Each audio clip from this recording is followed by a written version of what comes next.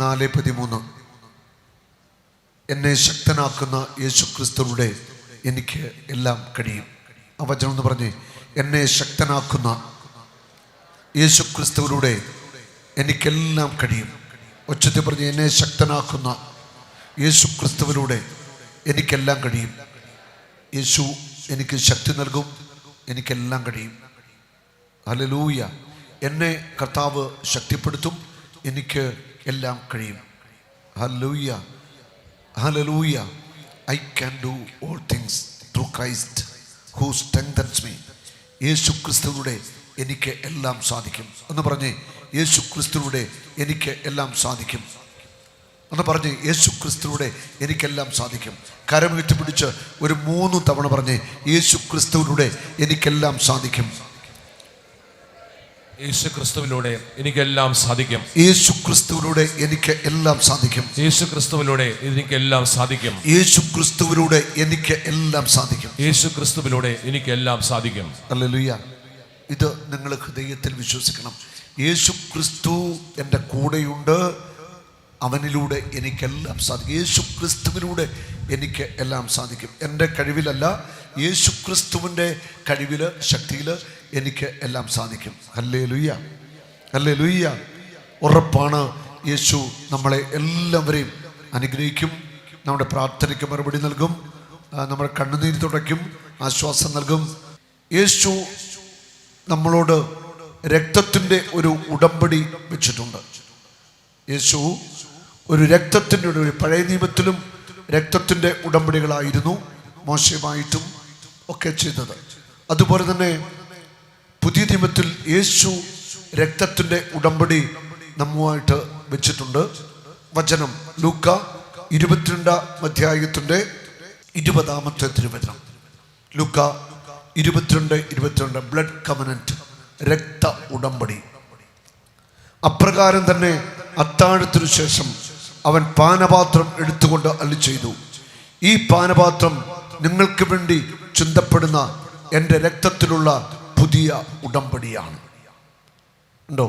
എൻ്റെ രക്തത്തിലുള്ള പുതിയ ഉടമ്പടി, ന്യൂ കവനന്റ്, ബ്ലഡ് കവനന്റ്. അപ്രകാരം തന്നെ അത്താഴത്തിനു ശേഷം അവൻ പാനപാത്രം എടുത്തുകൊണ്ട് അരുളിച്ചെയ്തു, ഈ പാനപാത്രം നിങ്ങൾക്ക് വേണ്ടി ചിന്തപ്പെടുന്ന എൻ്റെ രക്തത്തിലുള്ള പുതിയ ഉടമ്പടിയാണ്. ഹല്ലേലൂയ. അല്ല, യേശു ഒരു പുതിയ ഉടമ്പടി നാമമായിട്ട് ചെയ്തിരിക്കുകയാണ്, നമ്മൾ ഓരോരുത്തരുമായിട്ട്. അത് യേശുവിൻ്റെ രക്തത്തിൻ്റെ ഉടമ്പടിയാണ്. ഹല്ലേലൂയ. പഴയ നിയമത്തിൽ നമ്മൾ ചിന്തിക്കും, പഴയ നിയമത്തിലൊക്കെ രക്തത്താലാണ് ഉടമ്പടി, രക്തത്താലാണ് വിശുദ്ധീകരണം, എല്ലാം ഒരു രക്തത്തിൻ്റെ ഒരു പ്രധാന കാര്യങ്ങൾ പഴയ നിയമത്തിലുണ്ട്. അതുപോലെ തന്നെ പുതിയ നിയമത്തിലേക്ക് വരുമ്പോഴും എല്ലാം യേശുവിൻ്റെ രക്തത്താലാണ്. യേശുവിൻ്റെ രക്തത്താലാണ് പാപമോചനം, യേശുവിൻ്റെ രക്തത്താലാണ് വിടുതൽ, യേശുവിൻ്റെ രക്തത്താലാണ് ശുദ്ധീകരണം, യേശുവിൻ്റെ രക്തത്താലാണ് പൈശാചിക ശക്തികളിൽ നിന്ന് മോചനം, യേശുവിൻ്റെ രക്തത്താലാണ് നമുക്ക് സംരക്ഷണം. എല്ലാം യേശുവിൻ്റെ രക്തത്താലാണ്. അപ്പോൾ യേശു തൻ്റെ അമൂല്യമായ രക്തത്താൽ നമ്മളെ വീണ്ടെടുത്തു. യേശുവിൻ്റെ രക്തത്തിന് വിലയുണ്ട്, യേശുവിൻ്റെ രക്തത്തിന് ശക്തിയുണ്ട്. Hallelujah, hallelujah. യേശുവിൻ്റെ രക്തത്തിന് വിലയുണ്ട്, യേശുവിൻ്റെ രക്തത്തിന് ശക്തിയുണ്ട്. എല്ലാവരും ഒന്ന് പറഞ്ഞേ, യേശുവിൻ്റെ രക്തത്തിന് വിലയുണ്ട്, യേശുവിൻ്റെ രക്തത്തിന് ശക്തിയുണ്ട്. ഹല്ലേലൂയ. പറഞ്ഞേ, യേശുവിൻ്റെ രക്തത്തിന് വിലയുണ്ട്, യേശുവിൻ്റെ രക്തത്തിന് ശക്തിയുണ്ട്. ഹല്ലേലൂയ. നമ്മൾ വായിക്കുന്നുണ്ട് എഫേസോസ് 1:7, അവിടുത്തെ കൃപയുടെ സമൃദ്ധിക്കൊത്ത് യേശുക്രിസ്തുവിൽ പാപമോചനവും അവൻ്റെ രക്തം വഴി രക്ഷയും കൈവന്നിരിക്കുന്നു. അവൻ രക്തം വഴിയാണ് നമുക്ക് നിത്യ രക്ഷ ലഭിക്കുന്നത്. അല്ല, യേശുവിൻ്റെ രക്തം വഴി നമുക്ക് എങ്ങനെയാണ് നിത്യ രക്ഷ ലഭിക്കുന്നത്? ഒരു ചോദ്യമാണ്. യേശുവിൻ്റെ രക്തം വഴി നമുക്ക് എങ്ങനെ നിത്യ രക്ഷ ലഭിക്കും? നിങ്ങൾ ചിന്തിച്ചിട്ടുണ്ടോ? യേശുവിൻ്റെ രക്തത്തിന് എന്താണ് പ്രത്യേകത? യേശു തൻ്റെ അന്ത്യ അത്താഴ സമയത്ത് പറഞ്ഞ കാര്യമാണ് രക്തത്തിൻ്റെ ഉടമ്പടിയെക്കുറിച്ച്. പാനപാത്രം എടുത്തിട്ട് പറഞ്ഞ പുതിയ നിയമത്തിലെ എൻ്റെ രക്തത്തിൻ്റെ ഉടമ്പടിയാണ്. അപ്പോൾ യേശുവിൻ്റെ രക്തത്തിലൂടെ എങ്ങനെയാണ് നമുക്ക് പാപമോചനം ലഭിക്കുന്നത്? അതിൻ്റെ യേശുവിൻ്റെ രക്തത്തിന് എന്താ പ്രത്യേകത?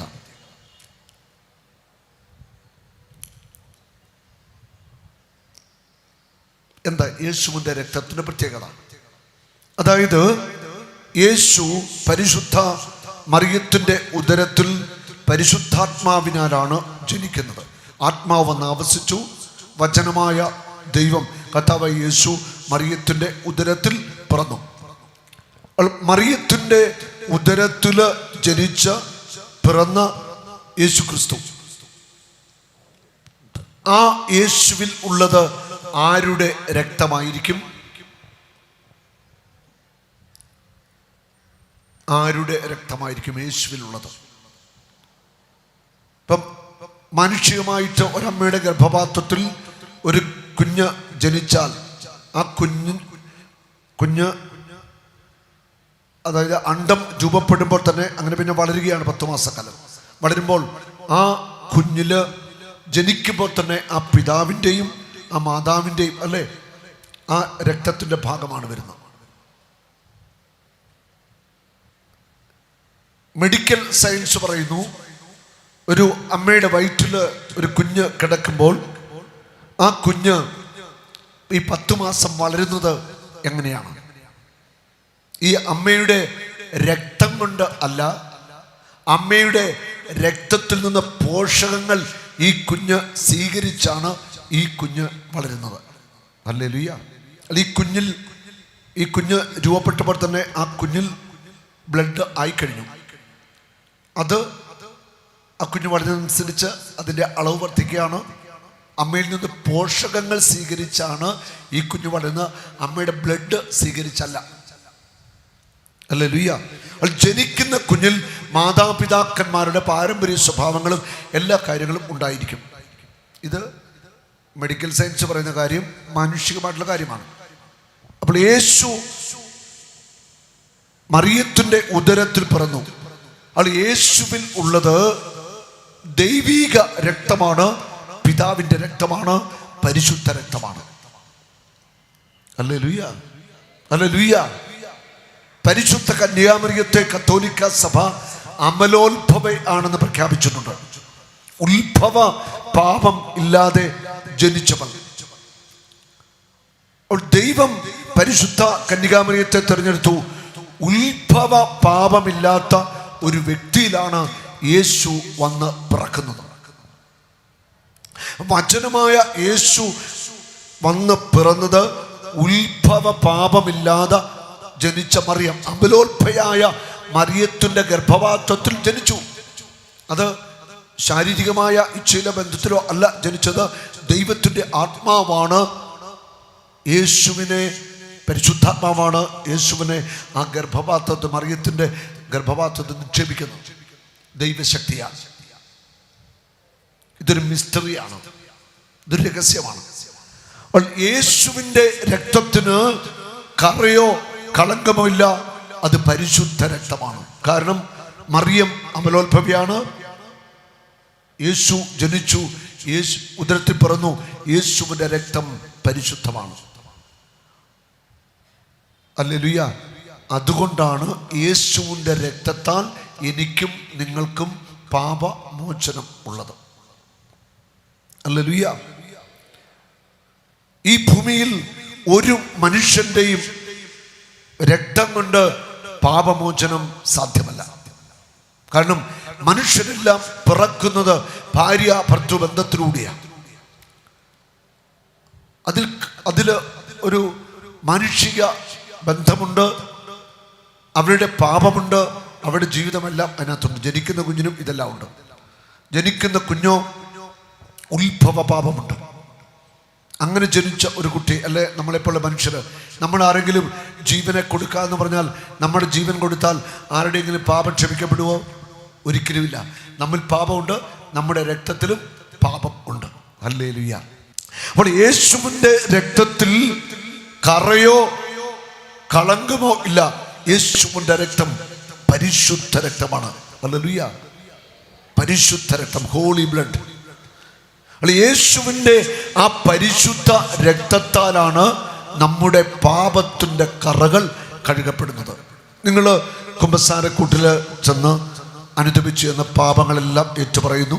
കർത്താവിൻ്റെ അഭിഷിക്തൻ നിങ്ങൾക്ക് പാപമോചനം തരുന്നു. അപ്പോൾ എന്താ സംഭവിക്കുന്നത്? അപ്പോൾ സംഭവിക്കുന്നത് യേശുവിൻ്റെ രക്തത്താൽ നിങ്ങൾ കഴുകപ്പെടുകയാണ്. നിങ്ങളുടെ ആത്മാവിലെ പാപക്കറകൾ കഴുകി നിൽക്കുക. അതവിടെ സംഭവിക്കുകയാണ്. യേശുവിൻ്റെ രക്തമാണ് നമ്മുടെ പാപത്തിൻ്റെ കറകളെ കഴുകി നമ്മെ ശുദ്ധീകരിക്കുന്നത്.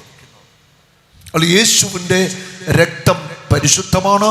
യേശുവിൻ്റെ രക്തത്തിന് ജീവനുണ്ട്. യേശുവിൻ്റെ രക്തത്തിന് ശക്തിയുണ്ട്. യേശുവിൻ്റെ രക്തം അത്ഭുതങ്ങൾ പ്രവർത്തിക്കും. Hallelujah, hallelujah. യേശുവിൻ്റെ തിരുശരീരത്തെ എത്രമാത്രം നമ്മൾ മാനിക്കുന്നുവോ അതുപോലെ തന്നെ യേശുവിൻ്റെ രക്തത്തെയും നമ്മൾ മാനിക്കണം, ആരാധിക്കണം. യേശുവിൻ്റെ രക്തത്തോട് നമ്മൾ പ്രാർത്ഥിക്കണം. ഹല്ലേലൂയ. യേശുവിൻ്റെ രക്തത്തെ വിളിച്ച് പ്രാർത്ഥിച്ചാൽ അതിന് വലിയ ശക്തിയുണ്ട്. ആ രക്തം നമുക്ക് വിടുതൽ നൽകും, സംരക്ഷണം നൽകും. എൻ്റെ ഒരു പേഴ്സണൽ അനുഭവം ഞാൻ നിങ്ങളോട് പങ്കുവയ്ക്കാം. ഏതാനും വർഷം മുൻപ് ഞാൻ അമേരിക്കയിൽ ഒരു നോമ്പ് കാലത്ത് ധ്യാനം നടത്തുകയാണ്. അപ്പോൾ ഒരു സ്റ്റേറ്റിലെ ധ്യാനം കഴിഞ്ഞ് അടുത്ത സ്റ്റേറ്റിലേക്ക് ഞാൻ ധ്യാനത്തിനായിട്ട് പോവുകയാണ്. ആ സമയത്ത് ഒരു ഡിസംബർ സമയമാണ്. മഞ്ഞ്, മഴ, വല്ലാത്തൊരു കാലാവസ്ഥ. അപ്പം ഫ്ലൈറ്റുകളൊക്കെ ഡിലേ ആയി. അപ്പം എനിക്ക് പോകേണ്ട ഫ്ലൈറ്റ് 3 മണിക്കൂർ ഡിലേ, താമസിച്ചു. ഞാൻ എയർപോർട്ടിൽ വെയിറ്റ് ചെയ്യുകയാണ്, പ്രാർത്ഥിച്ച് വെയിറ്റ് ചെയ്തിരിക്കുക. ഞാൻ ഫ്ലൈറ്റ് സമയമായി, ഫ്ലൈറ്റിൽ കയറി. ഇപ്പം ചെറിയ ഫ്ലൈറ്റാണ്, ഒരു 70 പേർക്കൊക്കെ യാത്ര ചെയ്യുന്ന ചെറിയ ഫ്ലൈറ്റിലാണ് ഞാൻ യാത്രയാകുന്നത്. ആ ഫ്ലൈറ്റ് ഉയർന്ന് പൊങ്ങിയപ്പോൾ തന്നെ സംഭവിച്ചത് ഈ ഫ്ലൈറ്റ് അങ്ങോട്ട് ഷിവർ ചെയ്യാൻ തുടങ്ങി. ആണ് ക്ലൗഡ്സ്, എയർ പോക്കറ്റുകൾ, വല്ലാത്ത ഒരു അന്തരീക്ഷം. ശരിക്കും ഫ്ലൈറ്റ് അങ്ങോട്ട് ഉയർന്നു നിന്നിട്ട് അങ്ങോട്ട് ഷിവർ ചെയ്യുക. അതായത് നമ്മുടെ ഇവിടെ ഗട്ടർ റോഡിലൂടെ ട്രാൻസ്പോർട്ട് ബസ് എങ്ങനെ ഓടുന്നു അതുപോലെ ഫ്ലൈറ്റ് ഭയങ്കരമായിട്ട് കുടുങ്ങുകയാണ്. ചെറിയ ഫ്ലൈറ്റ് അപ്പം പെട്ടെന്ന് കുടുക്കാൻ നമുക്കറിയാം. എൻ്റെ മനസ്സിലേക്ക് ഭയം കടന്നു വരികയാണ്. ഞാൻ പേടിച്ചു. എൻ്റെ ഉള്ളിൽ ഭയം വരിക. ഞാൻ ചിന്തിക്കുക, ദൈവമേ, ഇത് തകർന്നു വീണാൽ എൻ്റെ വീട്ടിൽ എൻ്റെ ഭാര്യയുണ്ട്, കുഞ്ഞുങ്ങളുണ്ട്, എൻ്റെ പൊടി പോലും കിട്ടത്തില്ല. ആവശ്യമില്ലാത്ത ചിന്തയെല്ലാം എൻ്റെ തലയിൽ കയറിയിട്ട് എൻ്റെ ഉള്ളിലേക്ക് അങ്ങ് ഭയം വരിക. ഞാൻ ഇരിക്കുന്ന ആ സീറ്റിൽ ഞാൻ ആ പിടിയലൊക്കെ എന്നെ പിടിച്ചു. ഭയം കയറുക, ആദ്യം കയറുക. അതിനിടയ്ക്ക് പുറകുഭാഗത്തിരുന്ന ശരിക്കൊന്ന് ഈ ഫ്ലൈറ്റ് അങ്ങോട്ട് കുലുങ്ങിയപ്പോഴത്തേക്കും പുറകിൽ നിന്ന് കുറേ സ്ത്രീകൾ, മദാമ്മമാരുടെ ഒച്ചത്തിൽ കാറി. അതുകൂടെ കേട്ടപ്പോഴത്തേക്ക് ഞാൻ ഒന്നുകൂടെ ഭയമായി. എനിക്കെന്നേരം ആത്മാവിൽ പറയാനായിട്ട് ഈ പോക്ക് പോയി ശരിയാകത്തില്ല. അപ്പം തന്നെ ഞാൻ പ്രാർത്ഥിച്ചു, കർത്താവേ, ഈ ഫ്ലൈറ്റിനെ സമർപ്പിക്കുന്നു. അങ്ങയുടെ രക്തം കൊണ്ട് ഈ ഫ്ലൈറ്റിനെ മുദ്ര ഇടണം. 91-ാം സങ്കീർത്തനത്തിലെ എല്ലാ വചനത്തിനെ സംരക്ഷണം നൽകണം. ഞാൻ പ്രാർത്ഥിക്കാൻ തുടങ്ങി. ഞാനിങ്ങനെ കണ്ണടച്ച് ഇങ്ങനെ സ്തുതിച്ച് പ്രാർത്ഥിക്കുമ്പോൾ കാണുകയാണ് ഒരു തുള്ളി ബ്ലഡ് ഈ ഫ്ലൈറ്റിൻ്റെ മുകളിലേക്ക് ഇങ്ങനെ ഇറ്റുവീഴുക. എന്നിട്ട് അതിങ്ങനെ കറങ്ങി മൊത്തം ഒഴുകിയിട്ട് ഒരു റൗണ്ട് പോലെ ഫ്ലൈറ്റിൻ്റെ മധ്യഭാഗത്ത് ഇങ്ങനെ ഒരു വളയം സൃഷ്ടിക്കുന്നതായിട്ടൊരു വിഷൻ ഞാൻ കണ്ടു. അടിയിൽ ഇങ്ങനെ സമ്പൂർണ്ണ ബൈബിൾ ഇങ്ങനെ തുറന്ന് ഈ ഫ്ലൈറ്റിനോടൊപ്പം ഇങ്ങനെ യാത്ര ചെയ്യുന്നൊരു വിഷൻ ഞാനിങ്ങനെ കാണുകയാണ്. ഇത് ഞാൻ കണ്ടു. അപ്പോൾ ഞാൻ പറയും, എൻ്റെ ഉള്ളിൽ അങ്ങോട്ട് ഭയം കയറിയെന്ന് ഞാൻ പറഞ്ഞില്ലേ. ഞാൻ പെട്ടെന്ന് എൻ്റെ നെറ്റിൽ കുരിശ് വരച്ചു, വിശ്വാസമാണ് ചൊല്ലി. എന്നിട്ട് ഞാൻ ഇങ്ങനെ പ്രാർത്ഥിച്ചു, യേശുവിൻ്റെ നാമത്തിൽ, യേശുവിൻ്റെ തിരുരക്തത്തിൻ്റെ ശക്തിയിൽ എന്നിലേക്ക് കടന്നു വന്ന ഭയത്തിൻ്റെ ദുരാത്മാവെ എന്നെ വിട്ടുമാറുക. ഭയത്തിൻ്റെ ആത്മാവ് ശരിക്കും പിശാചാ. ഞാൻ പ്രാർത്ഥിക്കാൻ, ഭയത്തിൻ്റെ ആത്മാവെ എന്നെ വിട്ട് പുറത്തു പോവുക. യേശുവിൻ്റെ നാമത്തിൽ, യേശുവിൻ്റെ രക്തത്താൽ ഞാൻ കഴുകുന്നു. കുറച്ച് സമയം ഞാൻ സ്തുതിച്ചു, ഒരു 10-15 മിനിറ്റ് സ്തുതിച്ച് അങ്ങ് പ്രാർത്ഥിച്ചു. എൻ്റെ മുഖവും ഈ തലയെല്ലാം അങ്ങ് വേർത്തു. ഉള്ളിൻ്റെ ബനിയനൊക്കെ അങ്ങ് വേർത്ത്, ഞാൻ വെത്തം വേർത്തു. ഇങ്ങനെ എന്തോ ഇങ്ങനെ മാറി ഇങ്ങനെ പോകുന്ന പോലെ ഒരു ഫീലിംഗ് എനിക്കുണ്ടായി. ഞാൻ സ്വതന്ത്രനായി. എനിക്കൊരു ഭയവുമില്ല. ഫ്ലൈറ്റ് യാത്ര ചെയ്യുന്നുണ്ട്, ഇടയ്ക്ക് പിന്നെ കുടുക്കമുണ്ട്. പിന്നെ അങ്ങ് ഫ്ലൈറ്റിൽ പോയി ഞാൻ കൃത്യസ്ഥലത്തെത്തി. ഭയം എന്ന വികാരം എനിക്കില്ല. അത് കഴിഞ്ഞ് വർഷങ്ങൾ കഴിഞ്ഞ് എത്രയോ നൂറുകണക്കിന് യാത്രകൾ ഞാൻ ഫ്ലൈറ്റ് ചെയ്തിട്ടുണ്ട്. ഭയം എന്ന ഒരു വികാരം എൻ്റെ മനസ്സിൽ ഇല്ല. അന്ന് കർത്താവിൻ്റെ രക്തം ആ ഭയത്തിൽ നിന്ന് എനിക്ക് വിടുതൽ നൽകി. Hallelujah, hallelujah. അതാണ് യേശുവിൻ്റെ രക്തത്തിൻ്റെ ശക്തി. അപ്പോൾ ഇതുപോലെ നിങ്ങൾ പ്രാർത്ഥിക്കണം. എന്തെങ്കിലും ഒരു ഭയം വന്നാൽ, അല്ലെങ്കിൽ ഒരു നിരാശ വന്നാൽ, ദുഃഖം വന്നാൽ യേശുവിൻ്റെ നാമത്തിൽ പ്രാർത്ഥിക്കണം. ഇന്നലെ ഞാൻ ഡെലിവറൻസിൻ്റെ മേഖല പറഞ്ഞു, അത് പറഞ്ഞു പ്രാർത്ഥിക്കണം. യേശുവിൻ്റെ നാമത്തിൽ ദുഃഖത്തിൻ്റെ ആത്മാവെ എന്നെ വിട്ടുമാറുക. യേശുവിൻ്റെ നാമത്തിൽ നിരാശയുടെ ആത്മാവെ എന്നെ വിട്ടുമാറുക. യേശുവിൻ്റെ നാമത്തിൽ ഭയത്തിൻ്റെ ആത്മാവെ എന്നെ വിട്ടുമാറുക. ഇത് പറഞ്ഞ് പ്രാർത്ഥിച്ചിട്ട് യേശുവിൻ്റെ രക്തം കൊണ്ട് നമ്മുടെ മനസ്സും ബുദ്ധിയും തലച്ചോറും ആത്മാവൊക്കെ അങ്ങോട്ട് പ്രാർത്ഥിക്കണം. നമുക്ക് വിടുതലാവും, നമ്മൾ ഫ്രീ ആവും. ഹല്ലേലൂയ. അപ്പോൾ യേശുവിൻ്റെ രക്തം നമുക്ക് അത്ഭുത വിടുതൽ നൽകും, അത്ഭുതകരമായിട്ട് നമ്മളെ സൗഖ്യമാക്കും. അപ്പോൾ യേശുവിൻ്റെ രക്തമാണ് നമ്മെ ശുദ്ധീകരിക്കുന്നത്. സക്രിയ പ്രവാചകന്റെ പുസ്തകം 13-ാം അധ്യായം 1-ാമത്തെ തിരുവചനം. സക്രിയ 13:1. പാപത്തിൽ നിന്നും അശുദ്ധിയിൽ നിന്നും ദാവീദ് ഭവനത്തെയും ജെറുസലേം നിവാസികളെയും കഴുകി വിശുദ്ധീകരിക്കാൻ അന്ന് ഒരു ഉറവ പൊട്ടി പുറപ്പെടും. പാപത്തിൽ നിന്ന്, എല്ലാ പാപത്തിൻ്റെ കറകളിൽ നിന്നും, നമ്മൾ ചെയ്ത പാപത്തിൻ്റെ കറകൾ, അശുദ്ധി, നമ്മൾ ചെയ്ത ലൈംഗിക പാപങ്ങൾ, മ്ലേച്ഛതകൾ, അതിൻ്റെ അശുദ്ധി, നമ്മൾ ചെയ്ത പാപത്തിൻ്റെ കറകൾ, ലൈംഗികതയിൽ ചെയ്ത അശുദ്ധിയുടെ ഒരു മ്ലേച്ഛതകൾ എല്ലാം കഴുകി വിശുദ്ധീകരിക്കും. ആര്? ദാവീദ് ഭവനത്തെയും ജെറുസലേം നിവാസികളെയും കഴുകി വിശുദ്ധീകരിക്കാൻ അന്ന് ഒരു ഉറവ പൊട്ടിപ്പുറപ്പെടും. എന്ന് അത് ക്രിസ്തുവിൻ്റെ കുരിശുമരണത്തിന്റെ ദിവസം, ആ ദുഃഖ വെള്ളിയാഴ്ച അവൻ കുരിശിൽ തറക്കപ്പെട്ടു. അവന്റെ ശരീരത്തിലേറ്റ ഓരോ മുറിവും ഓരോ ഉറവയാ, ജീവന്റെ ഉറവയാ. അവന്റെ ശരീരത്തിലെ ഓരോ മുറിപ്പാടിലൂടെയും ഒഴുകിയ രക്തം, അവന്റെ ശരീരത്തിലെ ഓരോ മുറിവും ഓരോ ഉറവയാ, രക്തമൊഴുകിയ. തലയിലേക്ക് മുൾമുടി അടിച്ചു, ആ മുറിപ്പാടിലൂടെ ഓരോ ഉറവ പോലെ ഇങ്ങനെ രക്തമൊഴുകിയ. ഹല്ലേലൂയ. അവന്റെ ശരീരത്തിലെ ഓരോ മുറിവും ഉറവയായിട്ട് മാറുക. ആ ഉറവയിലൂടെ ഒഴുകുന്ന ആ രക്തം പാപത്തിൽ നിന്നും അശുദ്ധിയിൽ നിന്നും നിന്നെ കഴുകി വിശുദ്ധീകരിക്കും. യേശുവിൻ്റെ രക്തമാണ് പാപത്തിൻ്റെ കറ കഴുകുന്നത്. യേശുവിൻ്റെ രക്തമാണ് എല്ലാ അശുദ്ധികളിൽ നിന്നും നമ്മെ വിശുദ്ധീകരിക്കുന്നത്. ഹല്ലേലൂയ.